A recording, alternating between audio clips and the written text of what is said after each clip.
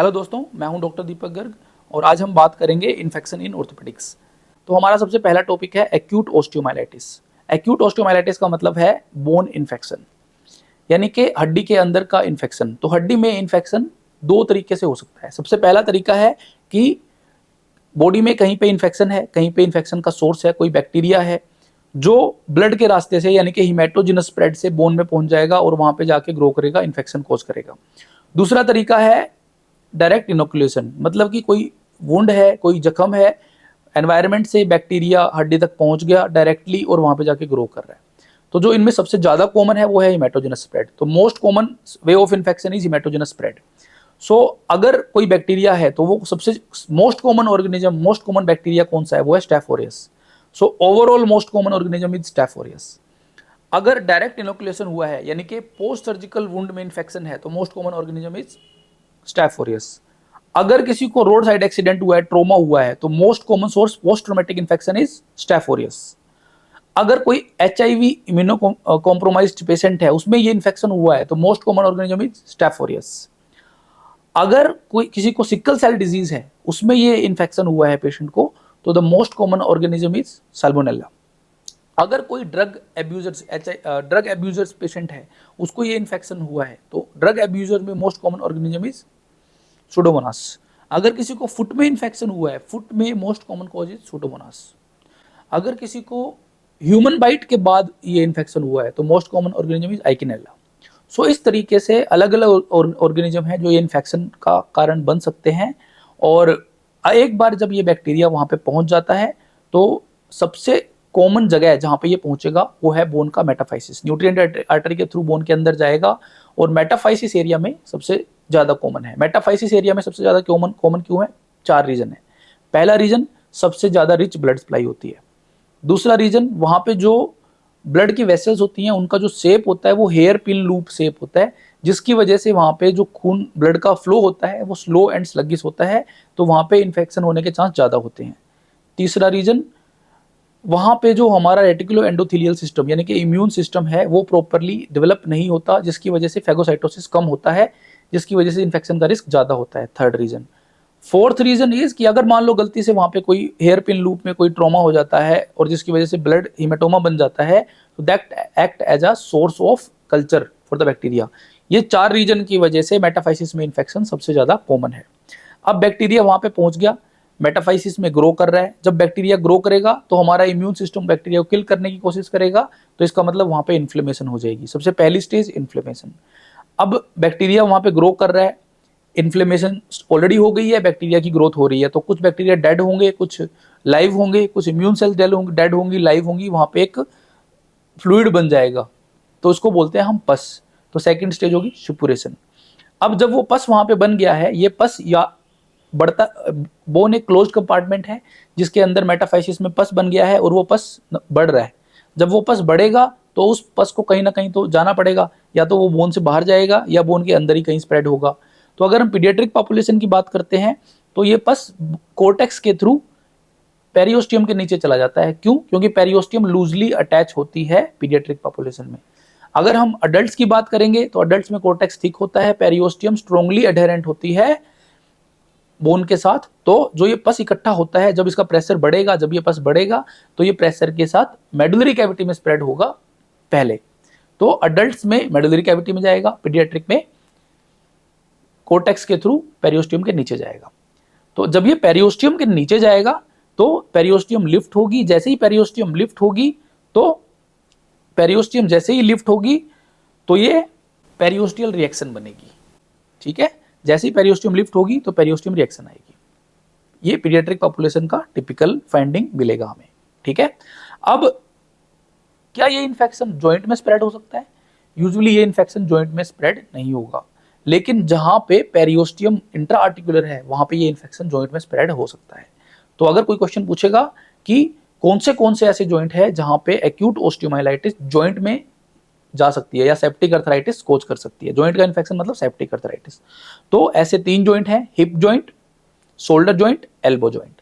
तो hip, shoulder, elbow joint में अगर पेशेंट को मेटाफाइजियल एरिया में एक्यूट ऑस्टियोमाइलाइटिस हुआ है तो ये पेरियोस्टियम के नीचे जाके इन्फेक्शन का सोर्स जॉइंट में जाके सेप्टिक अर्थराइटिस कोज कर सकता है। तो ये 3 जॉइंट हैं, hip joint, shoulder joint, elbow joint. तो अगर अब ये मेटाफाइसिस से इन्फेक्शन जो है पेरियोस्टियम के नीचे चला गया है, वहां पे जाके पेरियोस्टियम कोज कर सकता है।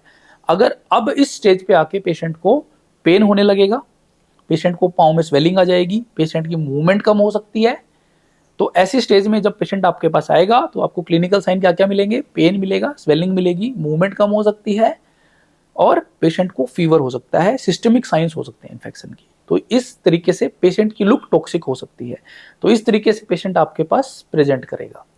तो जब आपके पास पेशेंट आएगा तो सबसे पहली इन्वेस्टिगेशन क्या करेंगे? First investigation answer is X-rays. तो अगर हम एक्सरे करते हैं, एक्सरे अगर लेस देन 24 आवर्स में करेंगे तो नॉर्मल एक्सरे आएगा, एक्सरे में कोई फाइंडिंग नहीं मिलेगी। एक्सरे मोर देन 24 आवर्स करेंगे तो सबसे पहला साइन एक्सरे में क्या मिलेगा? That is loss of soft tissue plane. So the first sign on X-ray is loss of soft tissue plane. तो अगर क्वेश्चन पूछते हैं कि एक्सरे में फर्स्ट साइन क्या मिलेगा, तो फर्स्ट साइन मतलब फर्स्ट ऑब्वियस साइन, तो वो फर्स्ट साइन मिलेगा पेरियोस्टियल रिएक्शन। तो अगर क्वेश्चन पूछते हैं first sign in X-ray seen in, तो अगर क्वेश्चन वीक्स में है तो 2 वीक्स और डेज में है तो 10 डेज। तो फर्स्ट ऑब्वियस साइन यानी कि पेरियोस्टियल रिएक्शन एक्सरेज में कब आएगी? या तो 10 डेज पे आएगी या फिर 2 वीक्स पे आएगी। तो in weeks it is 2 weeks, in days it is 10 days. So now we know the X-ray findings. Now what is the next investigation? So we will do the lab test. Lab test के अंदर क्या क्या करेंगे? We will do CBC, ESR, CRP. CBC TLC count बढ़ा हुआ मिलेगा, ESR बढ़ा हुआ मिलेगा, सीआरपी बढ़ा हुआ मिलेगा। अब ईएसआर एंड सीआरपी, इसके बारे में एक चीज जाननी जरूरी है। ईएसआर क्या होता है? ईएसआर, ई को उल्टा कर दो तो क्या बन जाएगा? 3। ई को उल्टा करेंगे तो 3 बन जाएगा। तो ईएसआर, तो ईएसआर क्या होता है? 3 डेज में पीक पे पहुंचता है और 3 वीक्स में डाउन होता है। अगर हम सीआरपी की बात करेंगे तो सीआरपी की जो लैब वैल्यू होगी वो 1 दिन में पीक पे पहुंच जाएगी, 6 घंटे में एलिवेट होना स्टार्ट हो जाएगा, 1 दिन में पीक पे पहुंच जाएगी और 1 हफ्ते में डाउन आ जाएगी। यानी कि अगर हम दोनों में कंपैरिजन करें ईएसआर से सीआरपी, यानी कि सीआरपी जल्दी बढ़ रहा है और बहुत जल्दी कम हो रहा है। यानी कि अगर क्लिनिकली सिग्निफिकेंस पूछें दोनों में से किसकी ज्यादा है तो वो सीआरपी की ज्यादा है। क्यों? क्योंकि सीआरपी जल्दी बढ़ रहा है और जल्दी कम हो रहा है। तो जब हम ब्लड टेस्ट कराएंगे तो हमें ज्यादा इजीली हमें समझ में आएगा कि इन्फेक्शन बढ़ रहा है कि कम हो रहा है। तो सीआरपी की क्लिनिकल सिग्निफिकेंस ईएसआर से ज्यादा है। ठीक है। अब ईएसआर सीआरपी बढ़ा हुआ है, एक्सरे में चेंजेस हैं। अगर MRI, next investigation is MRI. MRI हम कब कराएंगे? एमआरआई हमें जैसे ही पेशेंट हमारे पास आया है, हमें इन्फेक्शन का सस्पिशन है, एमआरआई इज मस्ट। हमें स्टार्टिंग में ही एमआरआई करवाना है। अब अगर एमआरआई हम करवाते हैं तो एमआरआई में हमें क्या दिखेगा? एमआरआई में हमें मैरो एडिमा दिखेगा। एमआरआई में हमें जो कलेक्शन हुआ है वहाँ पे मेडुलरी कैविटी के अंदर या फिर पेरियोस्टियम के अंदर वो कलेक्शन पता चल जाएगा एमआरआई में। तो एमआरआई में हमें ये फाइंडिंग्स मिलती हैं। इसके बाद और क्या इन्वेस्टिगेशन हम कर सकते हैं? वो है बोन स्कैन। तो बोन स्कैन में क्या मिलेगा हमें? बोन स्कैन में इंक्रीज्ड मेटाबॉलिक एक्टिविटी मिलेगी इन्फेक्शन की जगह पे। तो इन बोन स्कैन चाहे हम कभी भी करवा लें, चाहे लेस देन 24 आवर्स, चाहे more than 24 hours, we will get the increased activity in the bone scan. So सबसे एक्यूरेट टेस्ट कौन सा होता है? So the most accurate test out of the all is MRI more than bone scan. Criteria क्या है diagnose करने के लिए? तो इसको डायग्नोज करने के लिए मुरे एंड पीटरसन क्राइटेरिया है। मुरे एंड पीटरसन क्राइटेरिया क्या बोलते हैं कि इन्फेक्शन या तो डेफिनेट है या प्रोबेबल है या लाइकली है। डेफिनेट कब होगा? जब सारे क्लिनिकल साइंस भी पॉजिटिव हैं, रेडियोलॉजिकल साइंस भी पॉजिटिव हैं, ब्लड टेस्ट भी पॉजिटिव है और हम सैंपल, टिश्यू सैंपल यानी कि बोन के अंदर से या जो पस है, पस का सैंपल हम जांच के लिए भेजते हैं, उसमें कल्चर सेंसिटिविटी पॉजिटिव आ जाती है, यानी कि बैक्टीरिया की ग्रोथ हो जाती है। तो हिस्टोपैथोलॉजिकल एग्जामिनेशन भी पॉजिटिव है। ये सारी चीजें पॉजिटिव हैं तो it is a definite diagnosis of infection. Then second is probable. तो हमने जैसे कि बात करी, जो बैक्टीरिया आ रहा है वो हिमेटोजेनस स्प्रेड से आ रहा है। Most common way of spread is haematogenous spread. तो क्लिनिकल साइंस भी है, रेडियोलॉजिकल साइंस भी है, लैब वैल्यू बढ़ी हुई है और पेशेंट का ब्लड कल्चर पॉजिटिव है, यानी कि टिश्यू कल्चर की बात नहीं कर रहे हैं हम, ब्लड कल्चर की बात कर रहे हैं। ब्लड कल्चर पॉजिटिव है, then it is a probable infection. Likely infection means clinical signs है, रेडियोलॉजिकल साइंस है और लैब वैल्यू बढ़ी हुई है, then it is a probable infection. Blood culture negative है। ठीक है। तो ये है मुरे एंड पीटरसन क्राइटेरिया। ऐसे ही एक और क्राइटेरिया है जिसका नाम है पेल्टोला एंड वल्वरिन क्राइटेरिया। ये बोलते हैं, ये 4 साइंस की बात करते हैं, इन 4 में से 2 पॉजिटिव होने चाहिए तो हम इन्फेक्शन बोल सकते हैं।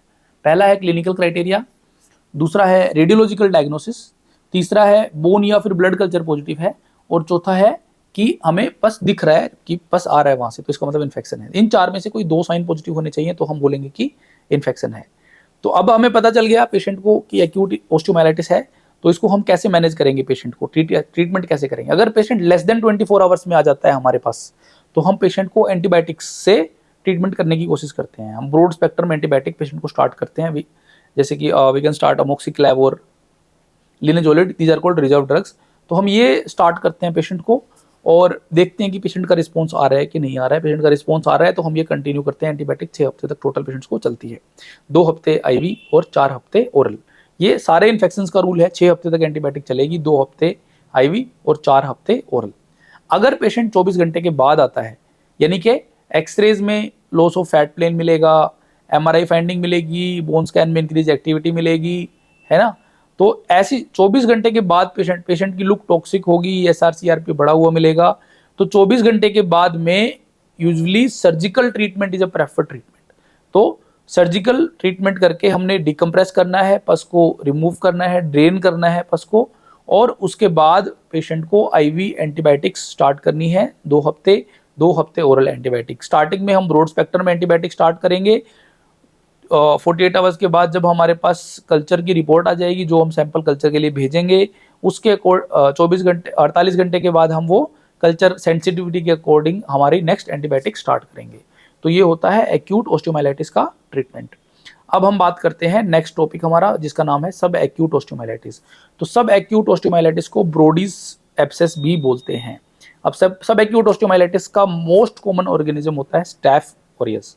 तो जैसे एक्यूट ओस्टियोमाइलाइटिस के बारे में हमने देखा, वैसे ही सेम टू सेम सब एक्यूट ओस्टियोमाइलाइटिस होता है। फर्क क्या है दोनों में, जिस इंसान की इम्यूनो कॉम्पिटेंट पावर बहुत ज्यादा है, बीमारियों से लड़ने की पावर ज्यादा है, इम्यूनो कॉम्पिटेंट है कोई, तो वो क्या करेगा, वो इस बैक्टीरिया को, स्टैफ ओरियस को कैविटी के अंदर ग्रो, मेटाफाइजियल एरिया के अंदर ग्रो नहीं होने देगा। तो दोनों में फाइट चलेगी, इम्यून सिस्टम में भी और बैक्टीरिया में भी ग्रोथ के लिए, और ये फाइट लंबे टाइम तक चलेगी, जिसकी वजह से बैक्टीरिया नंबर में ज्यादा ग्रो नहीं हो पाएगा। तो पहली स्टेज इन्फ्लेमेशन आएगी, दूसरी स्टेज सुपरेशन भी आएगी, लेकिन वो पस बढ़ नहीं पाएगा।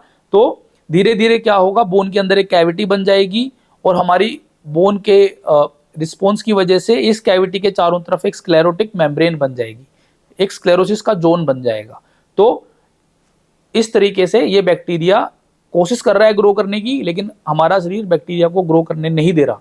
तो एक्सरे जब हम कराएंगे तो एक्सरे में हमें कैविटी दिखेगी, उसके चारों तरफ स्क्लेरोटिक जोन दिखेगा। तो ये होता है सब एक्यूट ओस्टियोमाइलाइटिस या ब्रोडीज एब्सेस। सबसे कॉमन बोन जो है वो टिबिया है। टिबिया के मेटाफेजियल एरिया में मोस्ट कॉमनली हम इसको देखते हैं। तो इसका ट्रीटमेंट क्या है, इसका ट्रीटमेंट के लिए हम सबसे पहले एंटीबायोटिक देते हैं पेशेंट को। अगर हम एंटीबायोटिक स्टार्ट करते हैं, पेशेंट एंटीबायोटिक से रिस्पॉन्ड करता है तो हम एंटीबायोटिक कंटिन्यू करते हैं। अगर रिस्पॉन्ड नहीं करेगा तो हमें इस पस को ड्रेन करना पड़ेगा और फिर 6 हफ्ते की एंटीबायोटिक, यानी कि surgical followed by medical management हमें करना पड़ेगा। पहले हम मेडिकल मैनेजमेंट ट्राई कर सकते हैं। तो ये है ब्रोडीज एब्सेस। नाउ हमारा थर्ड टॉपिक है क्रोनिक ओस्टियोमाइलाइटिस। तो थर्ड टॉपिक देखने से पहले हम एक्यूट ओस्टियोमाइलाइटिस की कॉम्प्लिकेशंस डिस्कस करते हैं। तो what are the complications of acute osteomyelitis? तो most common complication of acute osteomyelitis is chronic osteomyelitis, number 1। Number 2, अब एक्यूट ओस्टियोमाइलाइटिस मेटाफाइसिस में हुआ। मेटाफाइसिस के ऊपर क्या है, ग्रोथ प्लेट, उसके ऊपर एपिफाइसिस। अगर मेटाफाइसिस इन्फेक्शन ने जो ग्रोथ प्लेट है उसको इफेक्ट कर दिया तो there can be developmental anomalies, this is complication number 2। Number 3, अगर ये जॉइंट के अंदर चला गया इन्फेक्शन तो it will cause septic arthritis, complication number 3। अगर इसने इन्फेक्शन ने जो जहां पे मेटाफाइजियल एरिया में हुआ है, ये चारों तरफ के कोर्टेक्स को इसने वीक कर दिया और बोन का फ्रैक्चर हो सकता है, this is called pathological fracture, ये है कॉम्प्लिकेशन नंबर 4। अब ये इन्फेक्शन यहां से स्प्रेड होकर ब्लड में चला गया, दूसरे ऑर्गन्स में चला गया, वहां पे जाके ये क्या कर सकता है, septicaemia. So these are the common complications of acute osteomyelitis. तो हम बात करते हैं क्रोनिक ओस्टियोमाइलाइटिस की। सो क्रोनिक ओस्टियोमाइलाइटिस का कहां से आया, most common complication of acute osteomyelitis is chronic osteomyelitis. So what is chronic osteomyelitis? तो क्रोनिक ओस्टियोमाइलाइटिस में क्या होगा, अब हमने देखा कि ये पस जो था एक्यूट ओस्टियोमाइलाइटिस में, जो ये पस था ये मेडुलरी कैविटी में था, मेटाफाइसिस में था, और कोर्टेक्स के थ्रू पेरियोस्टियम के नीचे चला गया, पेरियोस्टियम को लिफ्ट किया, वहां पे पेरियोस्टियल रिएक्शन बन गई। अब अगर ये प्रोसेस कंटिन्यू रहता है, अंदर मेटाफाइसिस में चारों तरफ पस इकट्ठा हो गया है, बाहर चारों तरफ पेरियोस्टियम के नीचे भी पस इकट्ठा हो गया है, तो अंदर और बाहर दोनों तरफ कोर्टेक्स के दोनों तरफ पस है, तो जो बीच का जो कोर्टेक्स बच गया, उसके अंदर ब्लड सप्लाई खत्म हो जाएगी, बहुत कम हो जाएगी, तो वो बोन की डेथ होने लग जाती है और वो बोन डेड पीस बन जाता है। जो वो बोन की डेथ हो जाती है उसको हम बोलते हैं सिक्वेस्ट्रम। तो sequestrum is a hallmark of chronic osteomyelitis. तो क्रोनिक ऑस्टियोमाइलाइटिस में अगर हमें एक्सरे में, एमआरआई में सिक्वेस्ट्रम दिखता है, यानी कि डेड बोन दिखती है, so that is chronic osteomyelitis.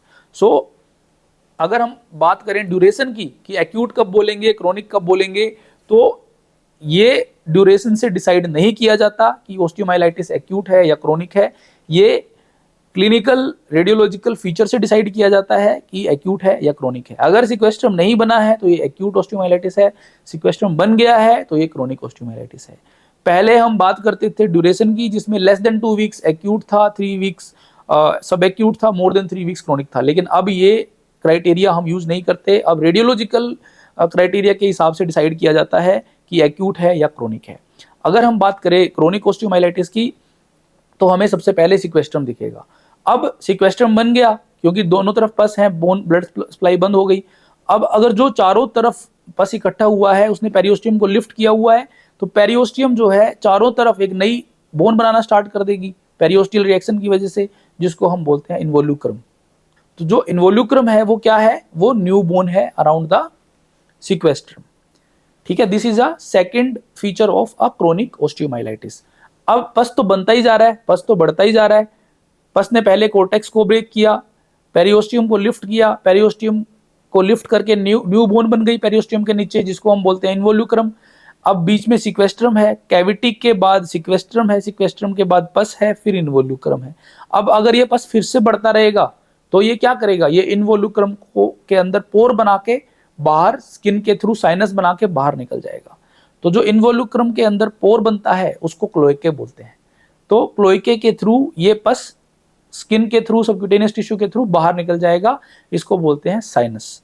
तो ये डिस्चार्जिंग साइनस प्रेजेंट करता है। अगर कोई पेशेंट हमें ओपीडी में आता है डिस्चार्जिंग साइनस के साथ, यानी कि वो क्रोनिक ऑस्टियोमाइलाइटिस है और उसके अंदर सिक्वेस्ट्रम होने के चांसेस भी बहुत ज्यादा हैं, इन्वोल्यूक्रम होने के चांसेस भी बहुत ज्यादा हैं, जो कि क्लोएके बना के बाहर साइनस बना के पस बाहर निकल गया है।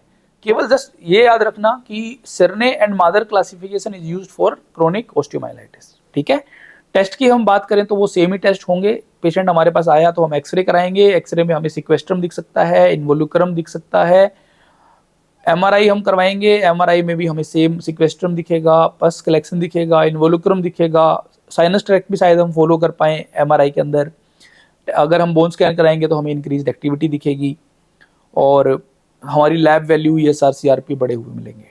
ठीक है, तो इसके बाद ट्रीटमेंट कैसे करेंगे क्रोनिक ऑस्टियोमाइलाइटिस का। क्रोनिक ऑस्टियोमाइलाइटिस के ट्रीटमेंट के लिए surgical treatment is compulsory.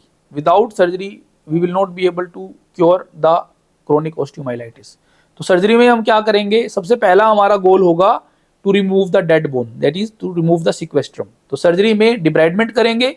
Debridement के अंदर सबसे पहले हमने डेड पार्ट को निकालना है बाहर, चाहे वो मसल है चाहे वो बोन है। तो बोन का डेड पार्ट को हम सिक्वेस्ट्रम बोलते हैं। तो सिक्वेस्ट्रेक्टमी यानी कि सिक्वेस्ट्रम का रिमूव करना। तो अगर हम चाहते हैं कि हमारा सर्जरी सक्सेस हो तो सबसे जरूरी स्टेप क्या है, वो है सिक्वेस्ट्रेक्टमी। ठीक है, सेकंड, हमें कैसे पता चलेगा कि डेड बोन सारी निकल गई है, सारा सिक्वेस्ट्रम निकल गया है। तो उसके लिए क्या होगा, what is a compulsory sign, so that is a paprika sign. So paprika sign क्या होता है, जब हम सर्जरी करते हैं, ओपन करते हैं, बोन के अंदर विंडो बनाते हैं, सिक्वेस्ट्रम को निकालते हैं, सिक्वेस्ट्रम को हमने निकाल दिया, फिर हम देखते हैं कि जब तक हम क्यूरेट करते रहेंगे, जब तक हम निकालते रहेंगे, जब तक हमें फ्रेश ब्लीड नहीं मिल जाती बोन में। जो ये फ्रेश ब्लीड मिलती है that is called fresh bleed मिलती है that is called Paprika sign. तो जब तक पेप्रिका साइन नहीं आएगा जब तक हम सिक्वेस्ट्रम को निकालते रहेंगे। सो दोनों क्वेश्चन इंपॉर्टेंट है। सबसे इंपॉर्टेंट जरूरी क्या है, वो है सिक्वेस्ट्रम। सिक्वेस्ट्रम कब तक निकालना है, जब तक पेप्रिका साइन ना आ जाए।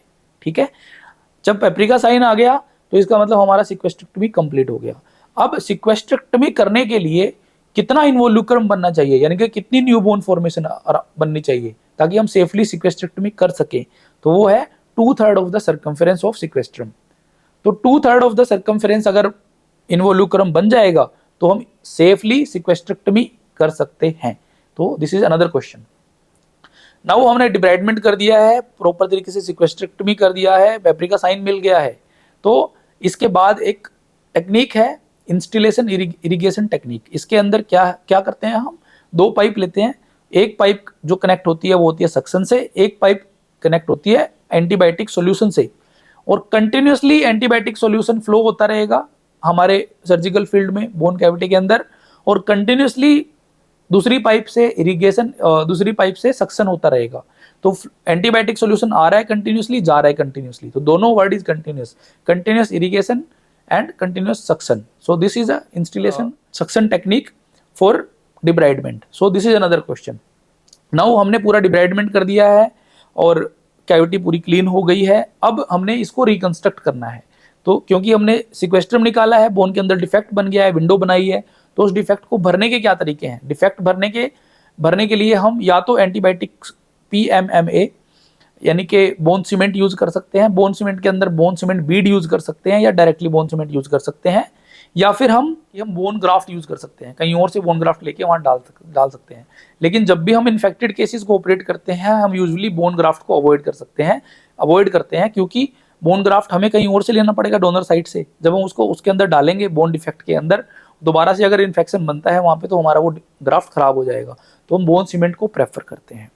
थर्ड, अगर मान लो कोई सॉफ्ट टिश्यू डिफेक्ट बन गया है, क्योंकि इन्फेक्शन में मैंने बोला सारा नेक्रोसिस यानी कि सारा डेड टिश्यू निकालना है हमने, जब हम सारा डेड टिश्यू निकालेंगे तो बोन डिफेक्ट बन जाएगा, तो सॉफ्ट टिश्यू डिफेक्ट बन जाएगा।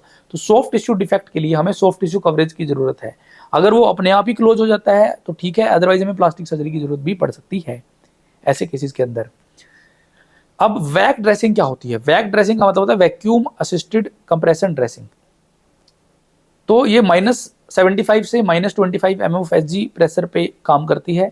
ये क्या होती है? एक मशीन होती है जो इतना नेगेटिव प्रेशर क्रिएट करती है, और एक ड्रेसिंग हम लगा देते हैं वुंड के ऊपर जो कंटिन्यूसली या इंटरमिटेंटली सक्शन करती रहती है, जिससे कोई भी कलेक्शन अंदर होगा तो वो सक्शन से बाहर मशीन के अंदर कलेक्ट हो जाएगा, और साथ में ये टिश्यूज की ग्रोथ को भी प्रमोट करती है, हिस्टियोजेनेसिस भी प्रमोट करती है। तो ये वैक ड्रेसिंग होती है जो हम 3 to 7 डेज के लिए यूजुअली एक बार लगाने के बाद रख सकते हैं। ये ऐसे केसेस में यूज किया जाता है। अब कॉन्ट्राइंडिकेशन क्या है वैक ड्रेसिंग की? वैक ड्रेसिंग को डिब्राइडमेंट के बाद, थोरो डिब्राइडमेंट के बाद जब वुंड क्लीन हो जाता है तो वुंड ड्रेसिंग पे हम यूज करते हैं।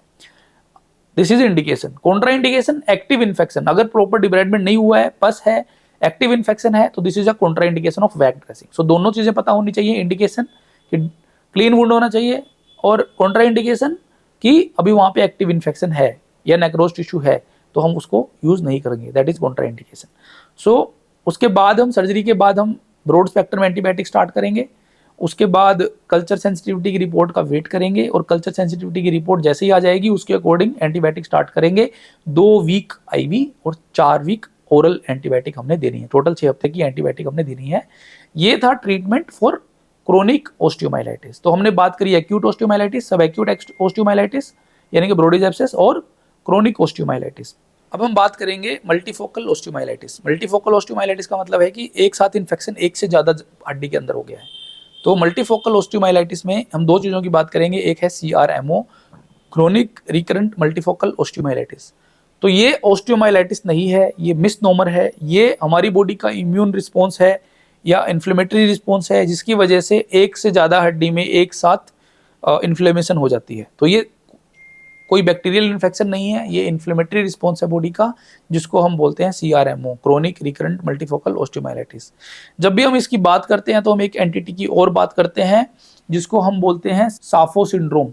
साफो सिंड्रोम का मतलब होता है साइनोवाइटिस, एक्ने, पस्टुलोसिस, पाल्मोप्लांटर, हाइपरोस्टोसिस एंड ओस्टियाइटिस। तो इसका ट्रीटमेंट होता है, इसमें हम कुछ पेन किलर्स, एनसेड्स दे देते हैं, पेशेंट को रेस्ट दे देते हैं, और हम एक्टिव ऑब्जर्वेशन करते हैं। तो अब हम बात करेंगे एक नए टॉपिक के बारे में जिसको हम बोलते हैं सेप्टिक अर्थराइटिस। तो सेप्टिक अर्थराइटिस क्या है? सेप्टिक अर्थराइटिस का मतलब है इन्फेक्शन ऑफ द जॉइंट। तो जैसे कि हमने एक्यूट ऑस्टियोमाइलाइटिस के टाइम की बात करी थी कि कॉम्प्लिकेशन में सेप्टिक अर्थराइटिस भी होती है, तो जो कि पेरियोस्टियम जॉइंट के अंदर है, जैसे कि हिप, शोल्डर, एल्बो। तो अगर ये जॉइंट में इन्फेक्शन फैल जाता है तो इसको हम सेप्टिक अर्थराइटिस बोलते हैं। तो सेप्टिक अर्थराइटिस यूजुअली 5 साल से कम उम्र की बच्चों में ज़्यादा देखा जाता है। सेप्टिक अर्थराइटिस का मतलब है जॉइंट का इन्फेक्शन, ठीक है। तो पेशेंट, अगर कोई भी पीडियाट्रिक पेशेंट आपके पास आता है जिसको पेन है, जॉइंट में स्वेलिंग है, मूवमेंट रिस्ट्रिक्टेड है और पेशेंट की लुक टॉक्सिक है, अगर ये 4 साइन है तो इसका मतलब ये है कि अगर कोई और डायग्नोसिस आपके दिमाग में नहीं है तो इसका मतलब है ये सेप्टिक अर्थराइटिस ही है। तो इसको सेप्टिक अर्थराइटिस कंसीडर करके ही चलना है, ठीक है। What will be the attitude of the knee if there is a septic arthritis inside the knee? तो that will be in flexion. क्यों? क्योंकि फ्लेक्शन के अंदर नी की कैपेसिटी पस को अकोमोडेट करने की ज्यादा है, ठीक है। सिमिलरली अगर हम हिप की बात करें तो कौन सी पोजीशन ऐसी होगी कि हिप के अंदर पस ज्यादा से ज्यादा कलेक्ट हो सकता है? तो वो होगी FABER, flexion, adduction, external rotation, है ना। This is a FABER. तो in the FABER posture attitude will be the FABER in hip septic arthritis, ठीक है। तो अब पेशेंट आया आपके पास, पेशेंट को ये सारे साइंस पॉजिटिव हैं, हमने सबसे पहले एक्सरे करेंगे। तो एक्सरे में हमें यूजुअली कुछ नहीं मिलेगा, एक्सरे में थोड़ा सा मीडियल स्पेस थोड़ा बड़ा हुआ मिल सकता है, इसके अलावा और कोई फाइंडिंग यूजुअली नहीं मिलेगी, ठीक है। एमआरआई अगर करवाते हैं तो एमआरआई में जॉइंट डिफ्यूजन मिलेगा, साइनोवाइटिस के साइंस मिलेंगे। So these are the findings. अब अगर इसके बाद आप क्या करोगे, पेशेंट आता है तो इसके बाद हमें करना चाहिए जॉइंट से नीडल एस्पिरेशन। तो अल्ट्रासाउंड गाइडेंस में या फिर डायरेक्ट जॉइंट के अंदर एक नीडल डाल के जॉइंट से हम एस्पिरेट करते हैं, उसमें जो निकलता है इसको सैंपल के लिए भेजते हैं, जिसको हम पस निकलेगा या जो भी लिक्विड निकलेगा उसको हम सैंपल के लिए भेजेंगे। उसमें cell count should be more than 50,000 to call it as septic arthritis. Second thing, polymorphonuclear count यानी कि neutrophil count will be more than 75%। So synovial fluid analysis के लिए अगर हम भेजते हैं तो cell count should be more than 50,000, neutrophil count should be more than 75%। So this is a criteria for infection. Now अगर उसको कल्चर सेंसिटिविटी के लिए भी हमने साथ में भेजना है, कल्चर सेंसिटिविटी में अगर बैक्टीरिया ग्रो होता है तो that is a diagnostic of septic arthritis, that is a gold standard for septic arthritis. So अब हमने पेशेंट को क्लिनिकल साइंस हैं, पेशेंट को रेडियोलॉजिकल साइंस हैं, पेशेंट का ESR CRP बढ़ा हुआ है और पेशेंट का एस्पिरेट किया हमने, उसके अंदर कल्चर पॉजिटिव आ गया है, तो भी सेप्टिक अर्थराइटिस है। अब पेशेंट को किस तरीके से मैनेज करेंगे?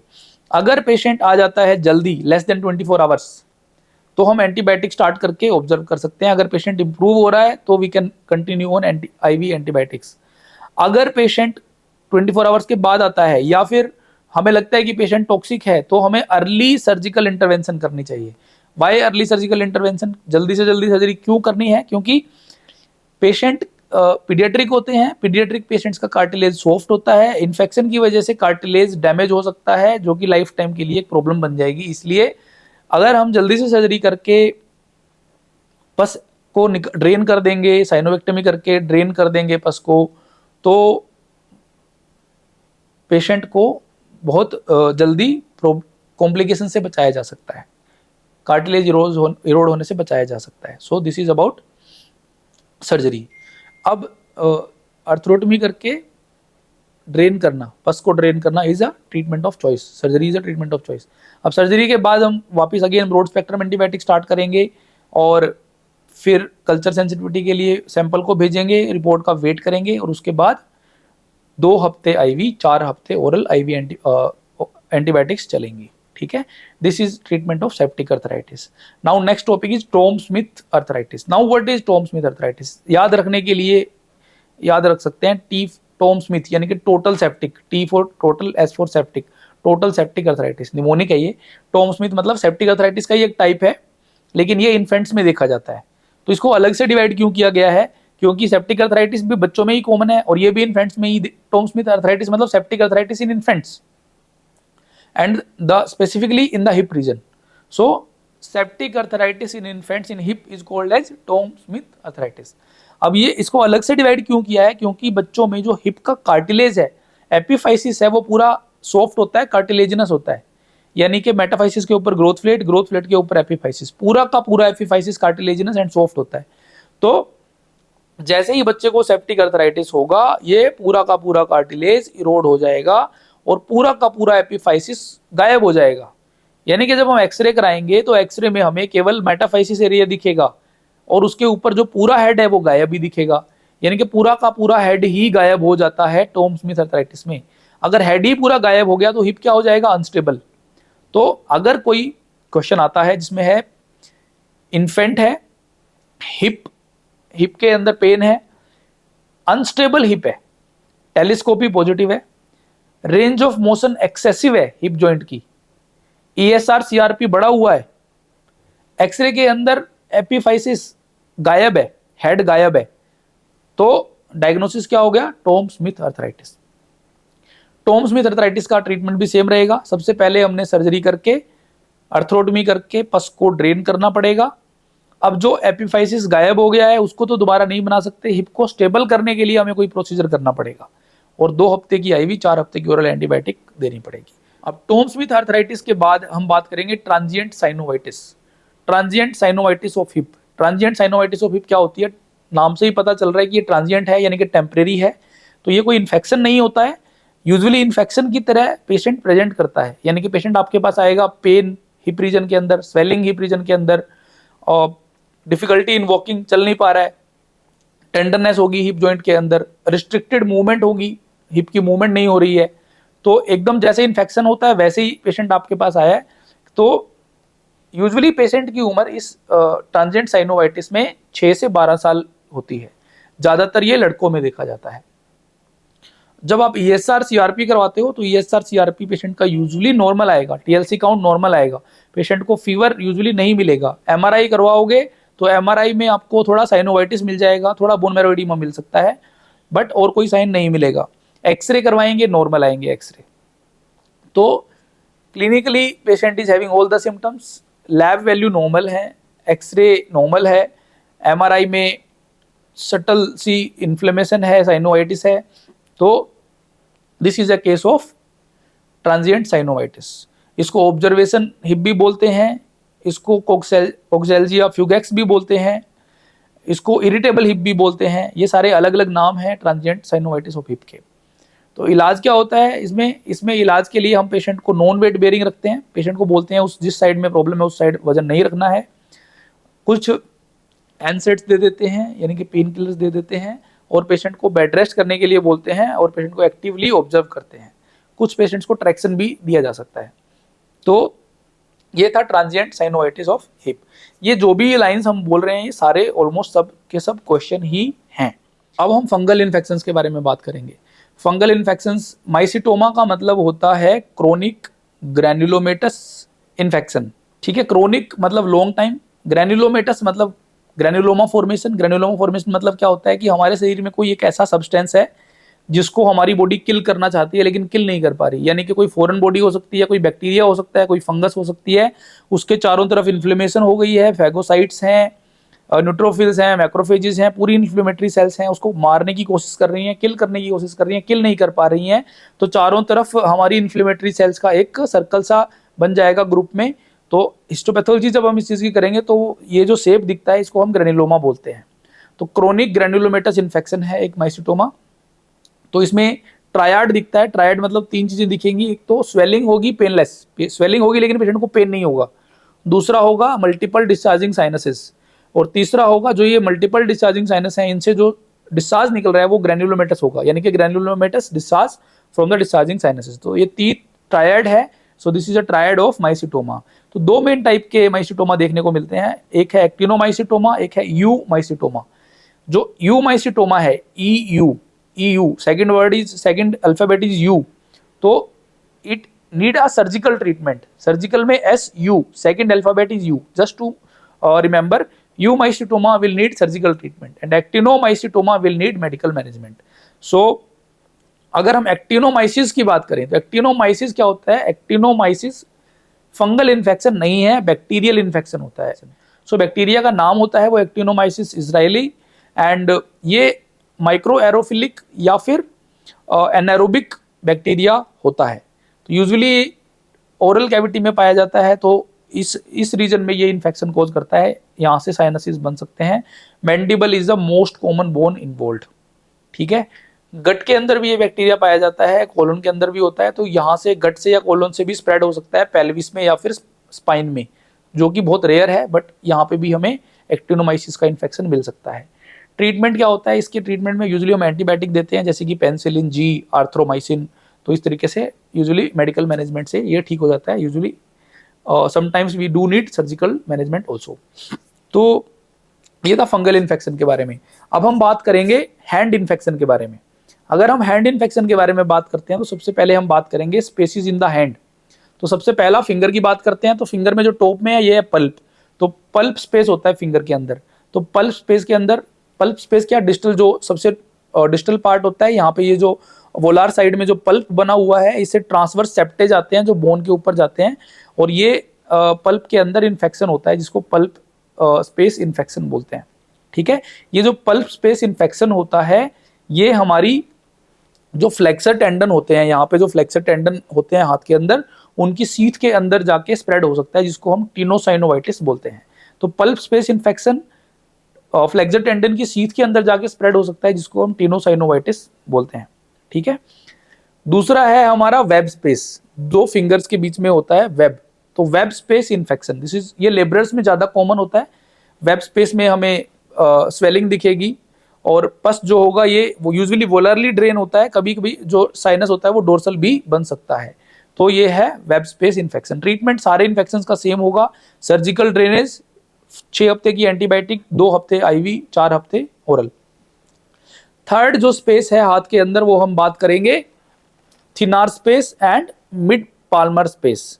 तो अगर ये दोनों स्पेस क्या होते हैं, अगर हम बात करते हैं, ये हमारा हाथ है, यहाँ पे हमारा फ्लेक्सर रेटिनाकुलम होता है, ये है प्रोक्सिमल पाल्मर क्रीज। तो फ्लेक्सर रेटिनाकुलम से प्रोक्सिमल पाल्मर क्रीज के बीच में मिड पाल्मर स्पेस होता है। अगर हम ऊपर से नीचे जाएंगे, यानी कि पाल्मर साइड से डोर्सल साइड जाएंगे, तो सबसे ऊपर स्किन सबक्यूटेनियस टिश्यू है, उसके नीचे हमारे फ्लेक्सर टेंडन्स होते हैं, flexor digitorum superficialis and flexor digitorum profundis. तो फ्लेक्सर डिजिटोरम प्रोफंडस के साथ में लम्ब्रिकल्स मसल चलती हैं, यानी कि फ्लेक्सर डिजिटोरम प्रोफंडस एंड लम्ब्रिकल्स, उसके नीचे ये स्पेस होता है जिसको हम बोलते हैं mid palmar space and thenar space. Medial side में मिड पाल्मर स्पेस है और थिनार मसल्स के साइड में इधर थिनार स्पेस है। तो ये mid palmar space and thenar space कहाँ पे होगा? ये होगा flexor digitorum profundus and lumbricals के नीचे, और स्पेस के नीचे हमारी मेटाकार्पल बोन्स हैं, और मेटाकार्पल बोन्स के बीच में इंट्रोसियाई मसल्स हैं, यानी कि इनका जो फ्लोर बनेगा वो मेटाकार्पल्स और इंट्रोसियाई बनेंगे, रूफ जो बनेगा वो फ्लेक्सर डिजिटोरम प्रोफंडस एंड लम्ब्रिकल्स बनेंगे। अब ये दोनों स्पेस को सेपरेट करने वाला जो बीच का स्ट्रक्चर है वो सेप्टम है, जिसको हम इंटरमीडिएट सेप्टम बोलते हैं, और थिनार स्पेस की जो लेटरल बाउंड्री है वो बनेगा लेटरल सेप्टम, और जो मीडियल बाउंड्री है वो इंटरमीडिएट सेप्टम। सिमिलरली जो अपना मिड पाल्मर स्पेस है उसकी जो लेटरल बाउंड्री है वो इंटरमीडिएट सेप्टम, और जो उसकी मीडियल बाउंड्री है दैट इज मीडियल सेप्टम। सो ये हमारे दो स्पेस हैं, ये क्लिनिकली काफी सिग्निफिकेंट होते हैं, इन दोनों में भी इन्फेक्शन हो सकता है। अब जो नेक्स्ट स्पेस है वो हमारा रेडियल एंड अल्नार बर्सा है। जो हमारी लिटिल फिंगर का फ्लेक्सर टेंडन है, इसकी जो सीथ होती है वो रेडियल बर्सा बनाती है। हमारा जो थंब है, थंब की जो सीथ होती है, फ्लेक्सर टेंडन की सीथ होती है, वो अल्नार बर्सा बनाती है। रेडियल और अल्नार बर्सा दोनों प्रोक्सिमली आके कम्युनिकेट करते हैं। तो रेडियल और अल्नार बर्सा का जो इन्फेक्शन होता है वो आपस में कम्युनिकेट करके यू शेप एब्सेस बना सकता है, जिसको हॉर्स शू शेप एब्सेस बोलते हैं। ट्रीटमेंट अगेन सेम होगा, ड्रेन करना है, आईवी एंटीबायोटिक्स, ओरल एंटीबायोटिक्स।